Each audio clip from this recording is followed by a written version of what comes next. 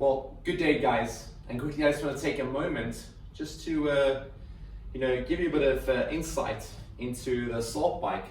And something I have seen over the last couple of months, years, as I've been working in the industry for some time, is the incorrect setup of people using the assault bike.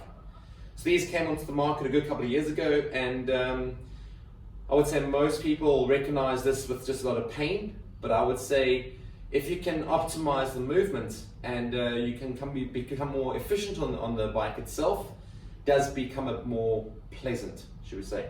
So first things first, we're going to start with the setup, and this is where I think a lot of guys, or a lot of athletes, trainers, etc., are making the fault. So starting with starting things badly is really going to end horrible.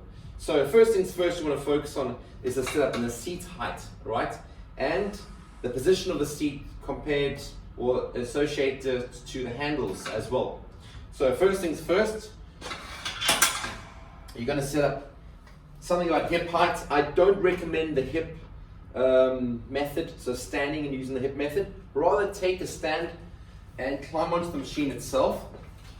And what I'd like you to do is position your heel on the pedal and take the crank to the bottom position. Alright, and in that position, we now have the leg dead straight and locked out.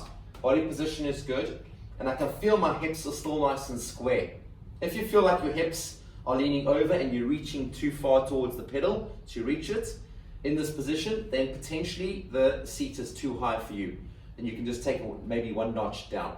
Alright, so a real simple one, guys. So straight long leg, and then heel on the pedal with the crank shaft at the bottom, and that's going to be a good position for you, making sure that the hips are nice and square. Alright, so what you'll notice, as soon as I put the ball of the foot onto the pedal and I get into a good position, right, in that there'll be a slight little bend in the knee, and that's what you're looking for, just a slight little bend in the knee. Alright, so I'm not locking out my knee to extend, there is a slight bend as I go through the motion. Alright, next little one is the seat. As you guys will know, the seat can move back and forth on the assault bike, so back and forth. I'm thinking of trying to be quite above the crankshaft. Alright, the crankshaft is at the bottom. I'm trying to position my hips just above the crankshaft and get into a nice position. So the little glitch with the assault bike is that you cannot change the handle setting. So that'll stay a constant. So the idea is to try and elicit as much power into the machine as possible. So a good position would be, so sit bones on the, taking a seat on, don't try to be standing off the seat itself, don't be standing up, just take a seat. That's when you probably get the most power out of it. So nice and steady, or the most consistent power. So nice and steady, you're going to have the handles shoulder width, straight forward. Take a nice, lean forward just about 10 degrees. That's going to get you into a nice aggressive position. Alright, midline is turned on, and you're going to get your chin just into a neutral position. Don't have to take your chin in or elevate it too much, just into a neutral position. And you're slow and steady, you just want to get into position.